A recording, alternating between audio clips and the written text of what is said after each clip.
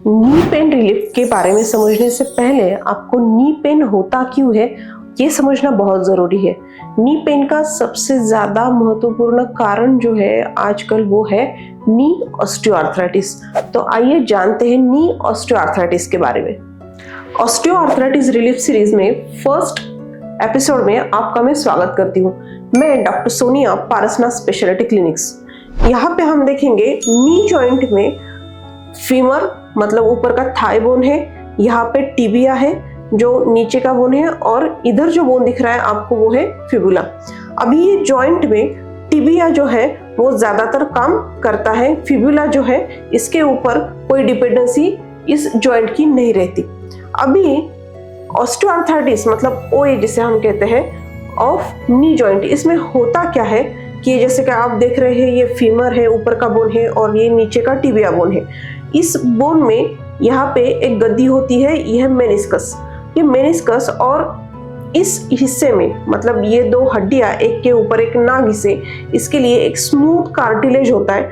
अगर किसी भी कारण से मतलब डिजेनरेटिव चेंजेस की वजह से भी ये कार्टिलेज अगर कम होने लगता है या डिजेनरेशन होने लगता है तो ये हड्डियां एक के ऊपर एक घिसने लगती है, और ये पूरा जो जॉइंट है वो एक प्रकार के फ्लूइड में मतलब साइनोवियल फ्लूइड में वो पूरा जो जॉइंट है वो बंद रहता है।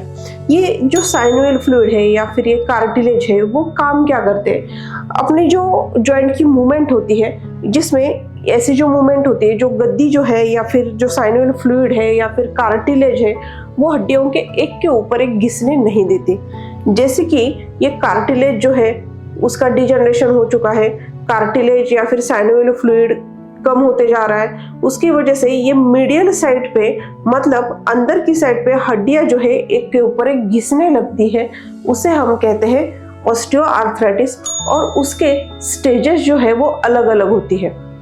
इसमें हमें पहले क्या दिखता है तो पेन दिखता है। पेशेंट कहते हैं कि शुरू में थोड़ा सा पेन था, लेकिन बाद में थोड़ी सी स्वेलिंग आना चालू हो जाती है, क्योंकि यहाँ पे हम देखें तो ये हड्डियाँ एक के ऊपर एक घिसना थोड़ा थोड़ा चालू हो जाता है। जैसे ये स्वेलिंग बढ़ती है, पेन बढ़ता है, तो क्रीपिटस मतलब आवाज आने लगती है कट ऐसी, क्योंकि ये ऊपर की हड्डी नीचे की हड्डी एक के ऊपर एक घिसने लगती है।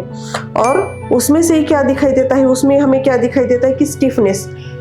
हम देखते हैं कि ऊपर की हड्डी है और ये नीचे की हड्डी है, फीमर बोन है और ये टिबिया का बोन है, जो जैसे ही एक के ऊपर एक घिसने लगती है तो अपना बॉडी का प्रेशर वो सहन नहीं कर पाती है, तो ऑब्वियस वो प्रेशर कहाँ पे डालेगी, अपने मसल्स पे।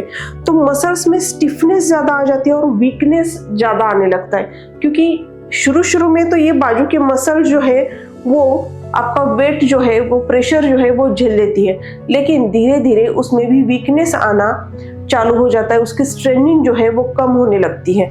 तो इस तरीके से जब नी ऑस्टियोआर्थराइटिस में हम देखते हैं कि कैसे नी ऑस्टियोआर्थराइटिस डेवलप होता है, यहाँ पे गैप कैसे डेवलप होता है, ऊपर की हड्डी और ये नीचे की हड्डी यहाँ पे कार्टिलेज जो है वो डैमेज होने के कारण एक के ऊपर एक घिसने लगती है, और उसके अलग अलग स्टेजेस होते हैं। मेनली उसके 4 स्टेजेस होते हैं, और इसी स्टेज में आपका घुटना जो है वो धीरे धीरे खराब होता है। लेकिन अगर आपका स्टेज 1, 2 या 3 तक जा रहा है तो आपको सर्जरी की नौबत नहीं आती, लेकिन आप स्टेज 4 पर जा चुके हैं तो आपको जरूर जांचना पड़ता है कि आपको सचमुच सर्जरी की जरूरत है या नहीं। लेकिन 1 और 2 स्टेज में आपको सर्जरी की जरूरत नहीं लगती।